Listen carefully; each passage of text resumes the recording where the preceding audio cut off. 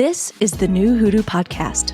The same amazing podcast by me and Andy, the same amazing podcast content, but now with a cooler, newer, and let's be real, y'all, a better, much more accurate name.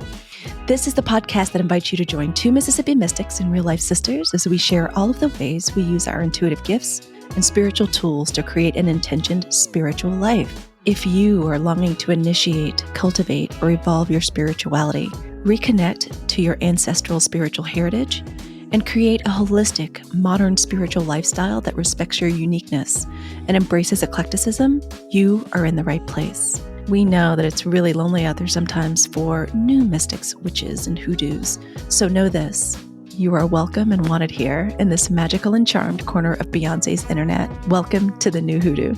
In today's episode, y'all, Mercury is in Gatorade and in Gemini for real. And all of our favorite messy apps are chock full of controversies, mess, foolishness, and fuckery. But these past 2 weeks were particularly off the chain.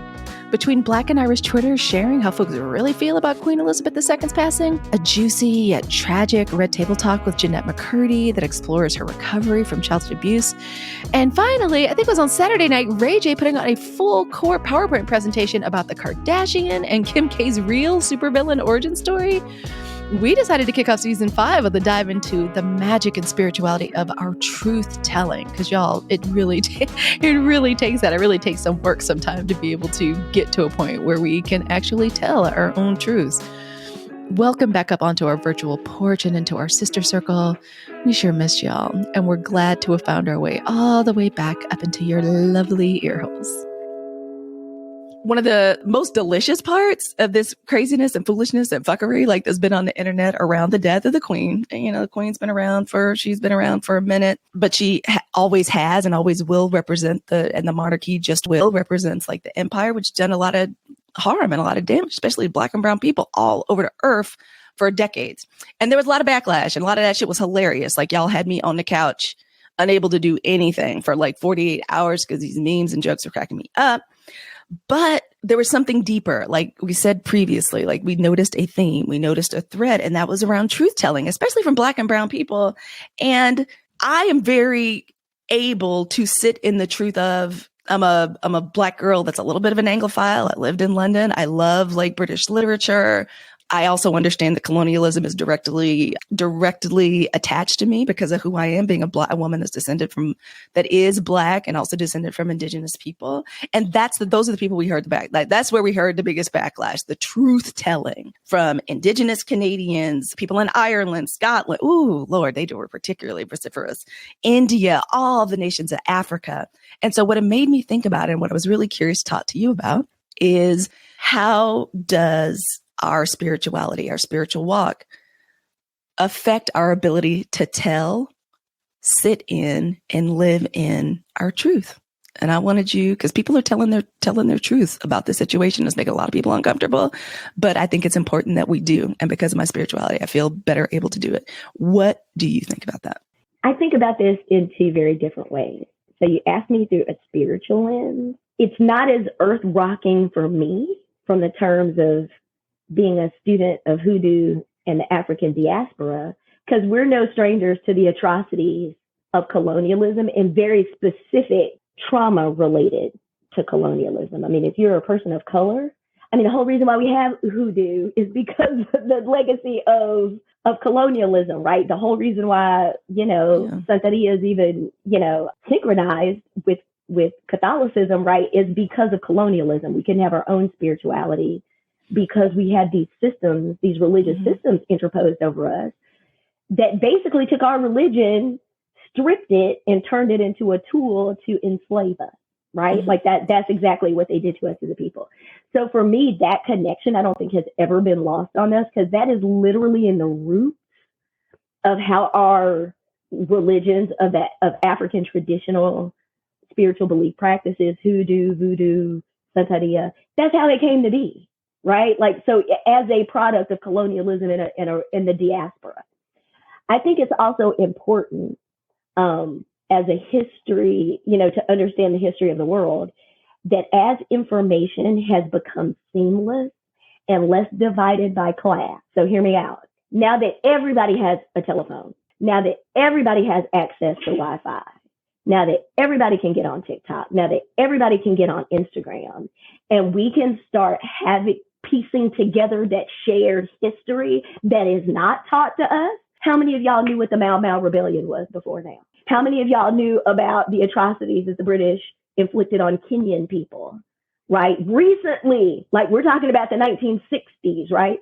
Because of TikTok, because of Instagram, because of a lot of these things, people are understanding the atrocities of the colonial empire differently in real time, because we didn't learn that. I'll tell you, stateside, we have this very weird masochistic, a masochist relationship where we revolted from you, but yet we so still desire to be a part of that caste system where one day we will be rich enough to ascend our place and become a part of this social structure. Like, it's very weird. Like, American people will love being American, but yet are fascinated with the royal family and the idea. Like, Q, that's the reason why we have these fascinations with period dramas and all this stuff.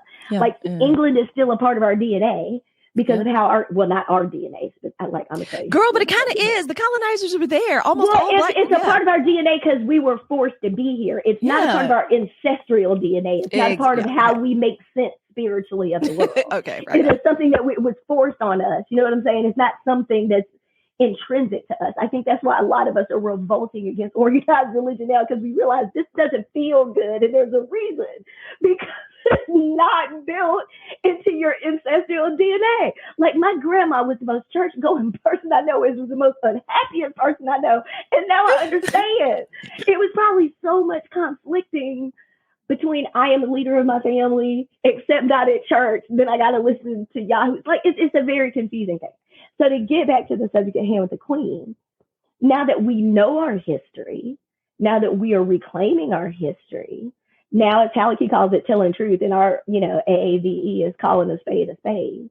Now that we are shining some light on some of these situations and calling what it is, you know what I mean? Oh, transatlantic slave trade. No, that's kidnapping. That's genocide, right? That's what that was. We are starting to call things what they are. I think that, I was less surprised, but was just relieved that now we're to the point where we're openly celebrating this stuff. Like, I'm glad you were tickled at content. All of it was hilarious. Don't get me wrong, because I'm a girl that was dry. Like, sarcasm to me is a positive value in most people. It's just a love language. But for me, I was just I was finally to a point, because I've always been somewhat of a revolutionary, like, finally. Like, at least we're having these conversations out in the open to ask NBC, why we got this on the loop? Don't nobody want to watch this? Like, 50% of the people in America care not about this until you start talking about race and class. Then it becomes an issue of how dare you, or this is that. So for me, that was kind of the connection to calling truth, is that, first of all, truth is more accessible to us. And we have not traditional, because the older I get, the more just disconnected I get with traditional media, like your NBCs and your Fox Newses and these lenses that people put on. As we also start demanding more truth from how we get our information, we're not just saying, oh, I'm going to believe what's on NBC on today's show. I'm going to actually go on TikTok. I'm going to actually diversify how I get my information. I'm going to read magazines. I'm going to listen to podcasts. That brings us closer to the truth because we're widening our net. We're not just allowing just a colonial blinders on how we're seeking out information. So that was one thing that I was happy to see, not just spiritually, right? Because I think spiritually for us, we've always been more attuned to the truth of the atrocities of colonialism and what it literally took away from us, because we're in touch with our spirits and our goddesses and gods of the diaspora. We know what we've lost. I think a lot of people who have been converted to Christianity, they don't even sometimes spiritually know the depth of what they have lost, right? From colonialism, but we're starting to at least have a dialogue non-spiritually, right, around truth as well too. So I felt for the first time those two things were getting closer together. Does that make sense? Totally makes sense. I felt like it was pulling us closer together. Like, despite organized religion, we both feel like something in the milk ain't clean. You know what I mean? Like, this ain't right. And we're not going to make ourselves smaller right? As a colonizer, to make you feel better. Make you feel more comfortable. That's about what you've done. That's where I feel like how my spiritual walk and path, not only our relationship, but just as I study, learn, grow, as I cruise into more maturity, I also feel the power of the collective. I feel empowered and able to absorb and work in the power of the collective voice to say, no, this is some bullshit. Cause I gotta be honest, Andy, like if it weren't for our spirituality, if it weren't for our healing and the process, like it's one thing for us to know, because you've always said, we've always known something in milk and clean. Correct. But have we felt powerful enough to speak on it, to speak an affirmation on it, to say like, yeah, this is not true. This is some bullshit. And it's time for some re-education. Like, this is how we feel about it. I don't think I'd be able, Well, and that's why I say that about Social Avenue. Have we had the avenues to speak on it? I know now through social media, I have access to 10 times more African American professors across the diaspora, just because I can go on YouTube, just because I can go on university websites, just because I can go on different podcasts and actually hear from people who are, I'm using the old word, learned and like subject matter experts. Go ahead, add that inflection on the ED at the end. I love that. However, I also think that there is a lot of generational shift, right? Especially because I was looking today, and now I'm fixing to just get messy. Right? Because let's take it by the blow by blow. Yes. My girl Meghan Markle with them side by sides with Princess Diana. Girl. First of all, yeah, yes, ma'am. Petty with 2 hard T's. I'm here for it. Yeah. I stand it, endorse it, and suggest that you use that application wherever you can in your life. The shade was real, and the thing that I appreciated about it was, like, immediately people recognized like that was the classiest way for you not only to champion the emotional trauma that your husband has been through, right? So let's validate, right, that we sit here and celebrate these people that for decades have destroyed relationships amongst their own family, right? So I felt like in that way, she was just completely like, let's not forget the legacy of this woman that the monarchy destroyed, like y'all are trying to destroy me. Like, let's remember her. Today, Can I say something else about truth telling and that and the Meghan shit? And it goes back to Pop Witch too, and about the revelations and truth telling. There is a certain type of woman. You said it when we first got started talking that, and a lot of us have, they bought into this myth, like, and even I, an American girl, cause they also think of themselves as girl, been past 40, but whatever. Like, I can be a part of that. I could have been chosen for them to see him. And if y'all look at these pictures, Andy and I are nerds and real intellectual, but we also love mess and we also love symbols and archetypes. If you look at them walking, the way that man holds her hand, the way he protects her, it is driving some of these people crazy, and they are revealing it. That Bethany got on talking about Meghan Markle will fuck up a wet dream. And then every Black woman got back on TikTok and was like, what does this say about you? It is driving them crazy, and it is revealing some real truth. I'm going to one-up you the handhold in that debate, and I'm going to double down on the let me walk my woman to her door, put her in the car. Yeah. You don't walk your wife to the door, so let me put her in her seat too and shut her door for her, and then come around to the front of the car. Lord have mercy, the terror. Let's talk about these things we talked about since Will Smith of protecting Black women. Yep. It makes them very uncomfortable. When we demand that you protect Black women, white women, if y'all just wait your turn, we'll protect you too. Harry didn't forget about y'all too. He know that y'all's husband ain't nothing too, but guess what? You have to take care of Black women first. Yeah. If we're not making an example of taking care of the worst treated of us, like and philosophers have said it for years. Look at how a country treats their impoverished and they're incarcerated.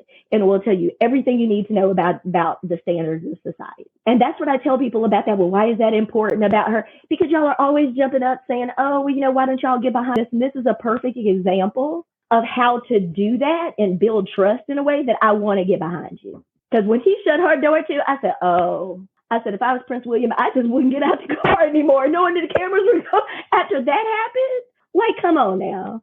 So I think it showed a perfect and a beautiful visual of what it can look like to just respect women, but to do it in a way that makes sense, because this is my wife.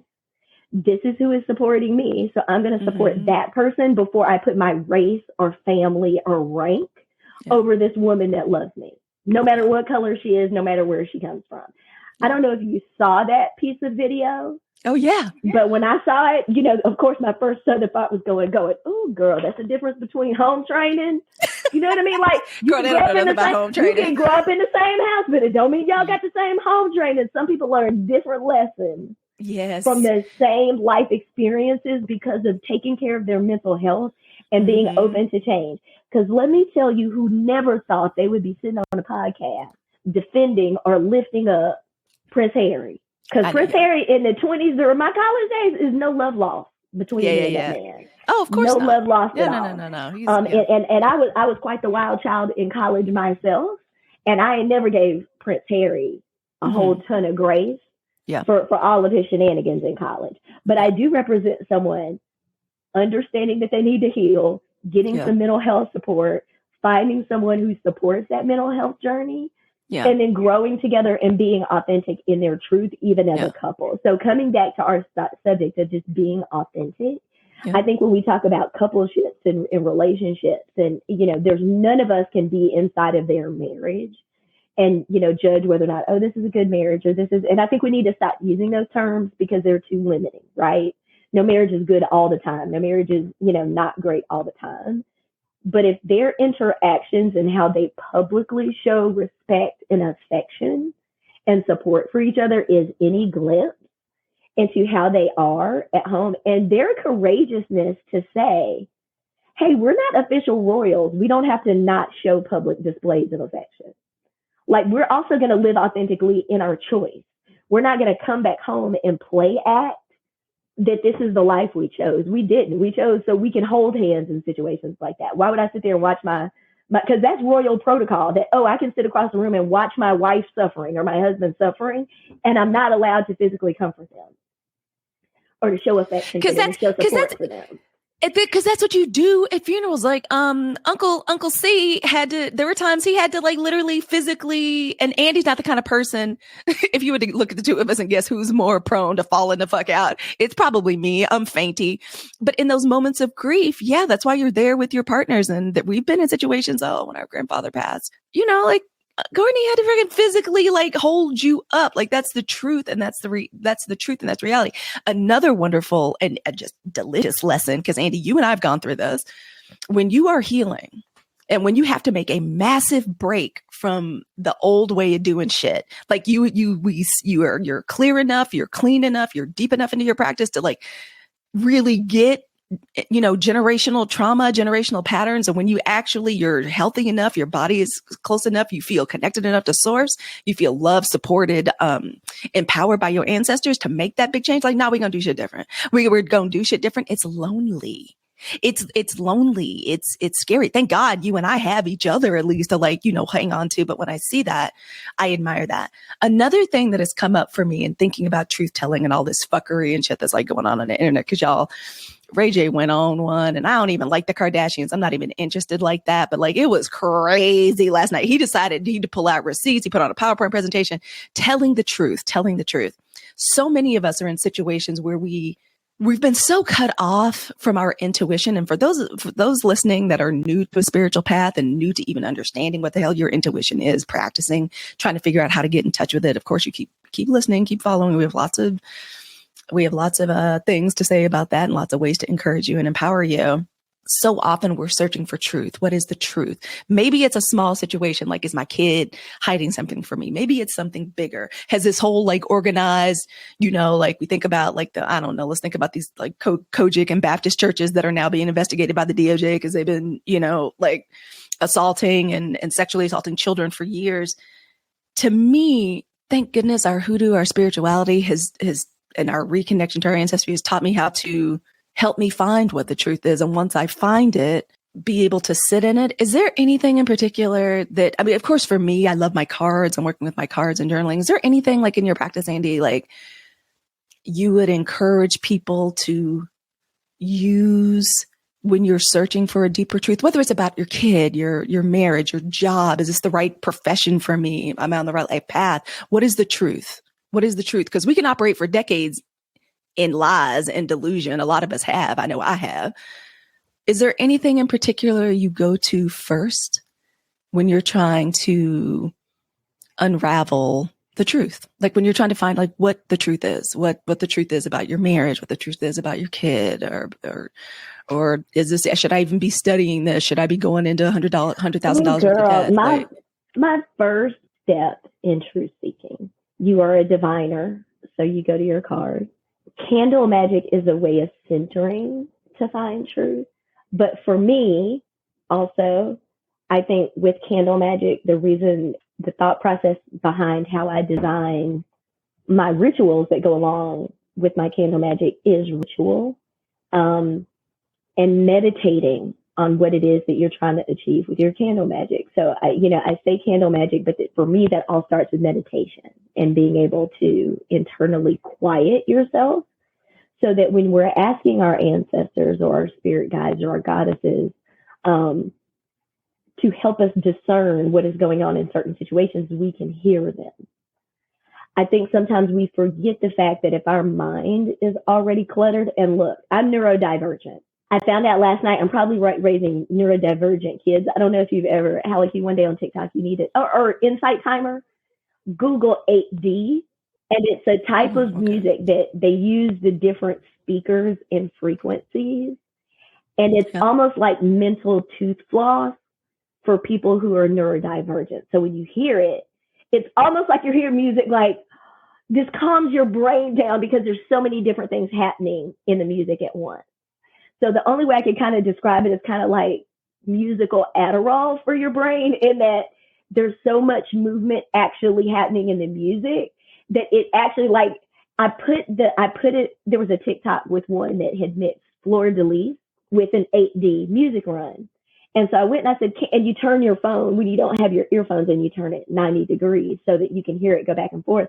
So I went to my son's room. He's getting ready to turn 8. And I said, Cameron, listen to this. And so he, because most of the time mom is giving him stuff that's not funny on TikTok. When it's funny on TikTok, but he's like, you're interrupting, my free time, mom. So he stops and immediately his face just slowly, his eyes get big, then he smiles and he looks at me, he goes, this feels good in my head. And I'm like, okay, you're neurodivergent. Oh, Lord, and then I don't. And then here goes, it kind of turns into this dubstep Siberian orchestra kind of like in the end. So Andrew's playing Fortnite in his headphones. He's like, Mom, that's dope. Send that to me. Send that TikTok to me. Awesome. So I'm laughing. Hope I didn't get too far from the mic, but I'm laughing because I'm sitting here going, well, now I know I'm raising two neurodivergents, which I kind of picked up on because here lately I'll notice them like on their laptop and with the phone going at the same time, which is something I was talking to someone else at a workshop recently, and I was like, I have to have noise and kind of chaos around to really concentrate, right? Mm-hmm. So, as we take a look at realizing these connections and how we're raising people, I think that we have to start understanding that as we learn certain things, we have to understand that our mind, I do this in training and I explain to people when we talk about bias. The reason why we have biases against people is that in any given minute, our brain is making over 10 million decisions and processes at any given moment, Halicue. Your neurons are firing at an amazingly rapid pace. So your mind is always constantly assessing bazillions and bazillion bits of data, right? Like a computer. Meditation is the thing that's going to teach you how to slow down and separate some of those neurons firing so you can actually hear messages that are coming in. So candle magic is based around that. It's not just lighting a flame, but it's gazing at the flame, it's concentrating on the flame, it's stating your intentions, it's planning out your intentions, it's creating talking to the flame, asking the flame to talk back. Not to mention, like, let's not even get into like skull work where you're actually treating a candle like a person and doing this mental work. Mm-hmm. You have to be able to ground and center and quiet your mind and focus on your intentions because it can have real life consequences. You're working on a skull candle to command somebody or to work on, the new school year for your kids. And you mess around and bring some anxious, anxiety ridden energy about school entrance exams or how they're performing in math to that type of candle work, you can intensify and make those situations so much worse. You can actually end up infusing that anxiety around those issues, into your candle magic. So that's why I just think meditation is a huge part of that cue of when you start learning truth. Now, when we talk, what we are specifically talking about, I think when we talk about the death of the queen, and then you mentioned Ray J, is also toxic family systems, right? We don't even have to say the name Kardashians and explain how toxic that family situation is. Or the royal family as well, like seriously. Or the royal family as well. But then we also have these very two diverse and different, almost opposite reactions to how we deal with truth, right? Harry and Meghan as a couple get together and say, you know what? We ain't about this life. We gonna choose healing over the pockets, and we gonna go out here and figure out how to do it on our own. Peace. We out here, right? And they out.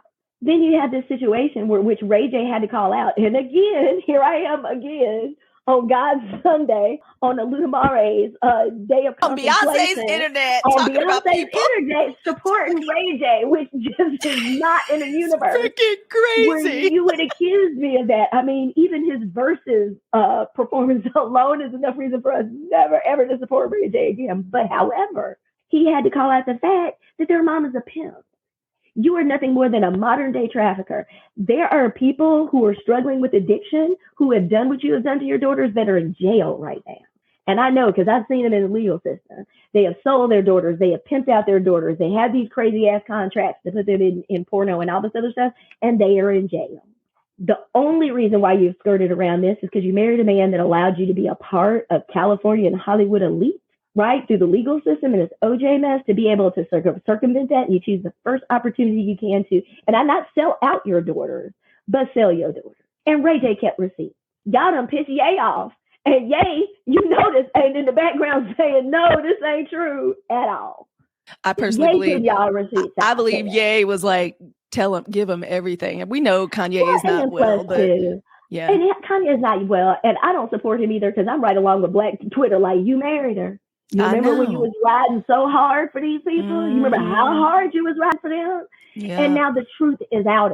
Something to be said about, if you are working in toxic family systems, if you are caught up in some bullshit like this, I think you have just seen two examples of how if you seriously get your ass into therapy and you be accountable for what the fuck role you're playing in these family systems, you might make it.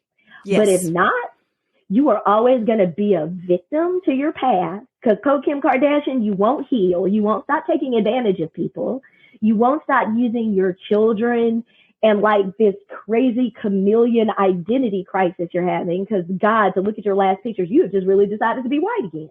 Y'all are funny. Y'all just decided last Thursday, like, I'm going to be Anglo-Saxon again. It's a costume. I swear they just be putting it on and off like a costume. Is an example of what happens if you don't get therapy and you can't be accountable for the bullshit that you have perpetrated in your life.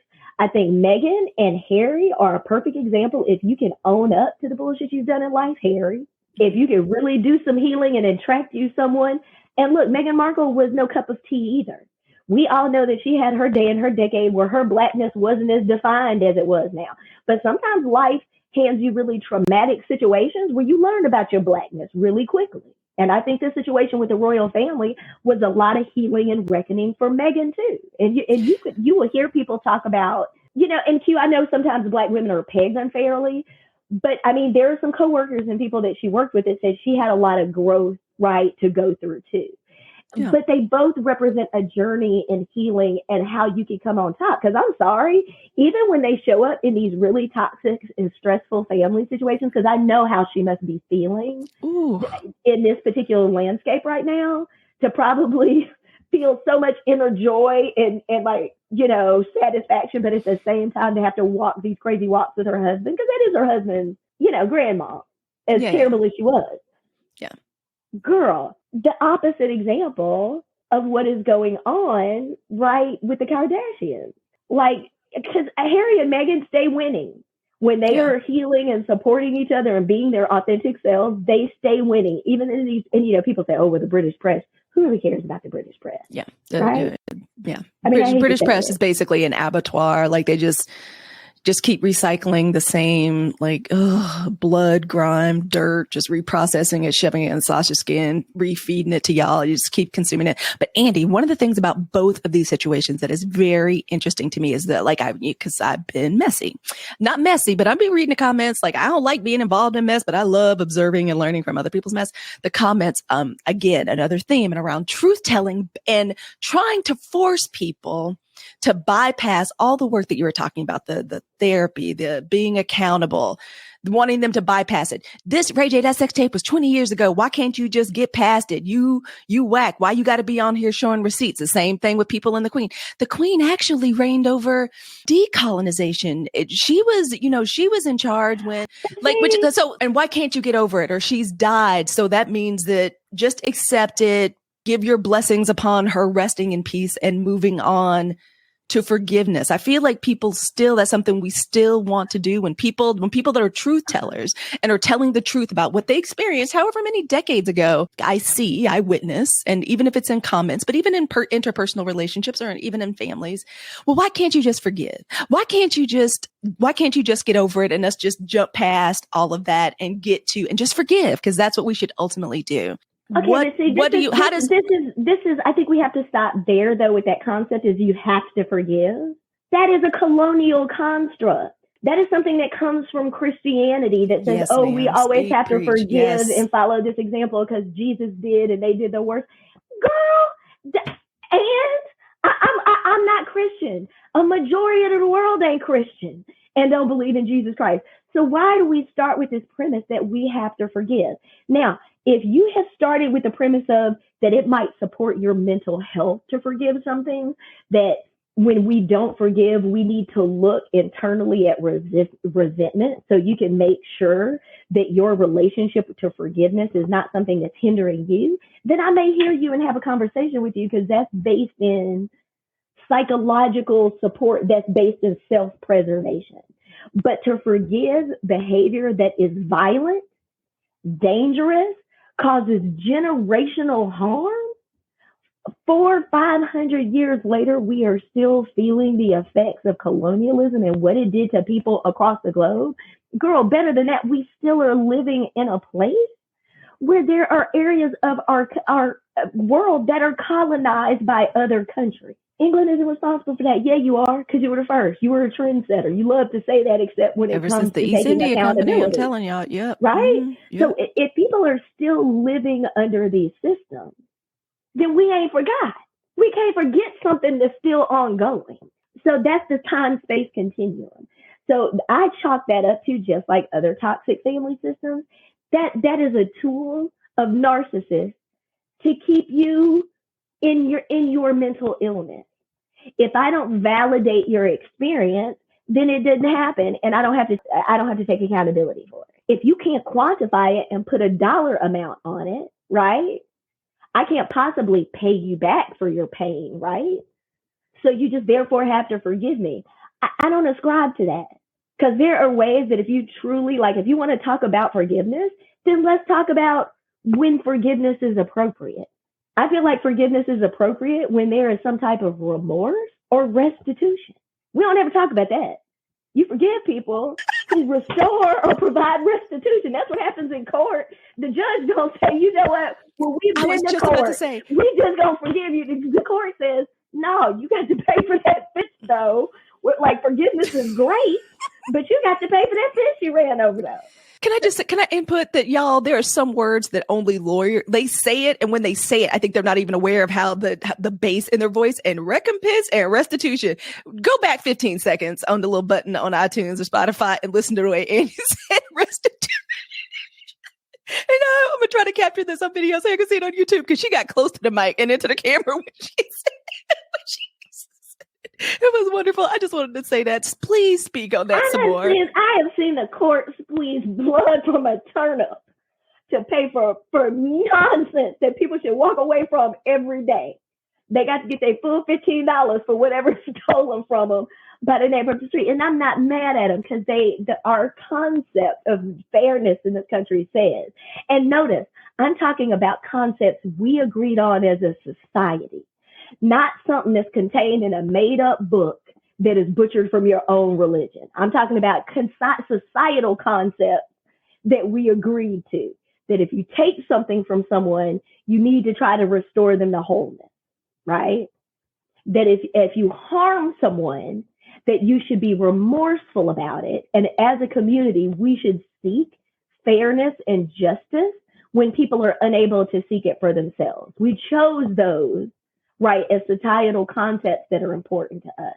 But yet we don't want to validate them when those acts of violence benefit them. Do you get what I'm saying? When it benefits them, then all of a sudden these concepts and these values that we have don't apply to us as brown people, but they apply to y'all so deeply that they're in our legal system. But in these situations, they don't apply. I'm like I especially love the TikTok strain or the Black Twitter strain that's like, okay, that has the silhouette of Killmonger. Let's talk about these items in these museums now. You know what I mean? As y'all are breaking down the estate of Queen Elizabeth and what she owned and what she collected, now that she's dead, let's probate like we would in court. We have a claim to some of these items that y'all say belong to the British Empire. Here goes my lawsuit. I want all that stuff in the British Museum back by the end of the year. Like, there's no accountability. These are all part of these toxic systems, right? That were actually created by colonialism that keep us locked into these mental systems that are never going to give us freedom or equality, right? So when you have these concepts like, oh, you should forgive and forget, who does that serve? Does it serve the person who was a victim, or does it serve the person who is the aggressor?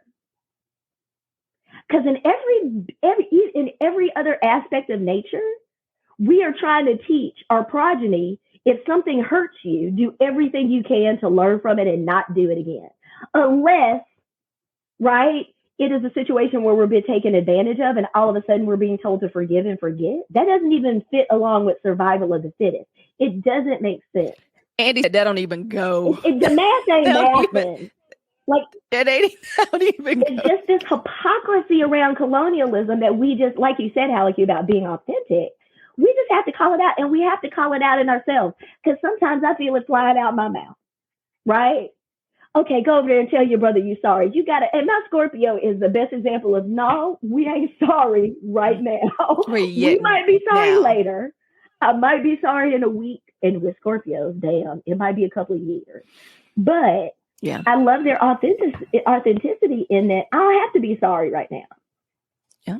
Forgiveness is mine to bestow when I feel as if, right, someone's worthy of it. And it's requested it, and it's mine to give.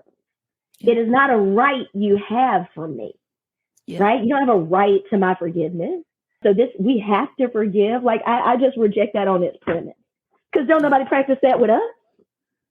And can I just say too, as a way to, we ain't never gonna be able to tie bow because we could keep talking to y'all forever about everything. We didn't always feel this way. Like, we didn't always feel this way. And we damn sure wouldn't have got on Beyonce's internet and said it. And we sure as hell wouldn't have been able to say it to the people for whom this matters to us, that are in our family circles, or even to each other. Y'all, your walk, your spiritual path, whoever you are, wherever you come from, if your people come from the British Isles, if they come from different nations in Africa, South America, please do yourself the favor of investigating your ancestral practices, studying, learning.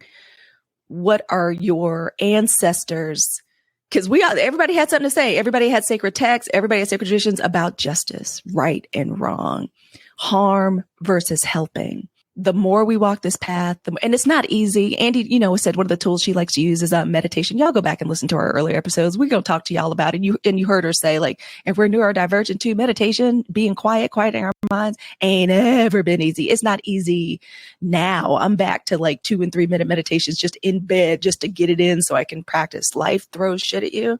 But as it throws it at you, and we look at these and we enjoy these memes, the craziness with the Queen, Ray J, whatever the hell else is going to pop up and off, whatever y'all's former president is his stealing, looting, and putting us in more danger nationally, use it as an opportunity to reconnect and to study and to think about and decide for yourself. Like, that's why we do the show. That's why we encourage spirituality. There's something about it that means something to you. Like if we're interested and we're laughing and we're kikiing, it's because it means something, and it gives us an opportunity to pull that string, to investigate what is truth, what is forgiveness, what do we get from telling the truth and investigating it. Andi.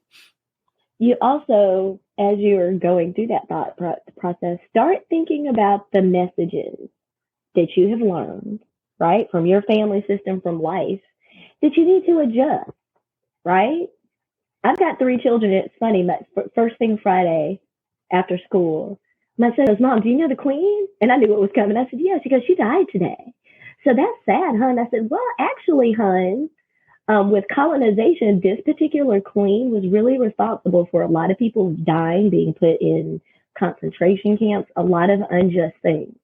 So even though it's sad when people die, in this particular case, I don't necessarily think it's something we should be celebrating. My kid's 7. He was like, oh, they didn't talk about that at school. And I was like, yeah, sometimes we don't always talk about all of the bad things, right, that we should. And so it really helped me have a conversation about, as a parent, what I want to reteach in my son and in my children in this moment, about understanding that, what's being taught to you. First of all, you might have to dig a little deeper yourself, but it's okay for our opinion to differ from others and to be authentic in how we feel and how we pace and go through these conversations, because I want my child to also be able to champion other children of the diaspora in school, so that they don't feel like they have to participate in mourning that it doesn't feel right to them.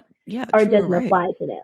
I also want to tell you that one thing that Halicue said is, when we are going through and looking at situations like this, right, healing and how we approach some of these toxic family systems. There's a science fiction writer, I love Octavia Butler. She read it, and one of the lines in the book is, God has changed. And I think that one of the things that we need to always just understand is, as we grow, as we heal, there is going to be a process of relearning things you learned from your family. It's a process. You're going to grieve. You're going to grieve the kid that didn't get what they need. I'm well into my grieving the angry rebellious teenager, right, that didn't get what she needs. It's going to be a journey and a process. Mental health care support, however you choose to get it, is important for that, because we need help reparenting yourself, right? You're going to have to go through this process of looking at these things we learned, just like colonialism. We're looking at it differently than we understood it and how we were taught to have this lens. As you are changing and growing and you're getting to know and understanding your authentic self, I just want to kind of help us continue to erode this stigma. Well, forget the stigma. I think we need to start empowering and uplifting situations where healing and therapy and authenticity and support are working.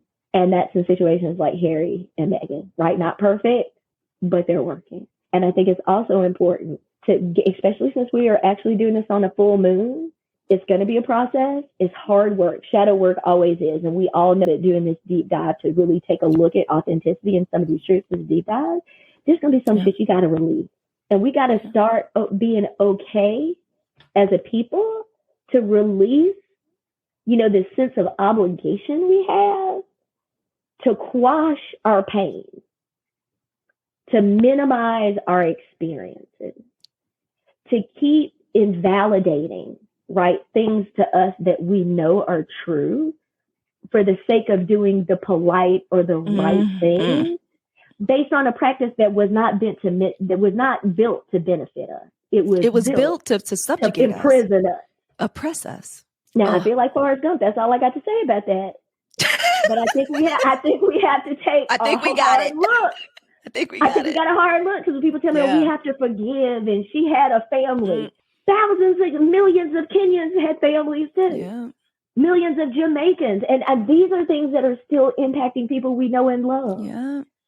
We have family in Jamaica. Our dad is Jamaican. He came from a country that was colonized. And also they resisted too. People be day. acting like people didn't resist. Like the British were like, here's your freedom. Like, nah, people fought. They fought and resisted. Oh, girl, we could keep going on and on. Y'all, we're going to keep talking more about this. And I'm so glad Andy mentioned shadow work. We're going to be doing a whole We got to keep talking series about it because they keep talking about it. If exactly. y'all would stop talking about her, we would stay in our lane. But that's also another thing. I don't need to see you on TV. I don't need a live feed of who is driving her body around. Just at the most, from Michael Jackson, y'all showed the funeral. It took 57 hours and we was done. Yeah. I don't need to see people picking up flowers, and y'all can keep that feed across the pond, or I don't know, see it in the Ocho. All I know is I don't need to see it on my daily feed all day, every day. Because if y'all don't want to have these conversations, stop shoving it down people's throats as well too. And if it's going to be shoved down our throats, let's extract some meaning from it, and your spiritual practice can help you do that. We love y'all. Thanks for hanging out with us on the porch. We are so grateful to each and every one of you that hangs out with us on our porch every week to be in sisterhood with us and, be with us as we build the pillars of our spiritual craft. We've created so much audio deliciousness and goodness for you in our 5th and what I know will be our best and juiciest season. So what are we planning for y'all? Well, we're Hoodoos. Y'all know we're from the dirty. We're from Mississippi, and that's where we draw down our bucket.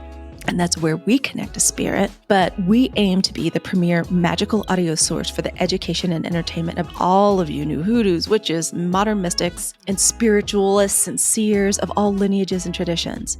So if you are new to the spirituality thing, don't worry, we have got you. This season will continue to guide and support you as you begin your new, unique spiritual journey. And I don't want to spill all the tea, but just between us and season 5, we're going to dive deep into things like shadow work, the Orisha and goddess archetypes. There's going to be new Pop Witch minisodes. And if we're really lucky, our Crystalista sister Megan is going to come on and give us some Crystal Magic 101. We want y'all to go ahead and get your Back to Spirituality school supplies just to get ready. What do we mean? We mean Tallulah O's intention candles and custom ritual tea and bath sets. I'm a huge fan of Andy's skull and all roads open candles at www.tallulahoyo.com. Each Tallulah O lifestyle item comes with a custom incantation and ritual guide upgrades, so you feel supported and guided each and every step of the way as you try your first unique rituals and spells.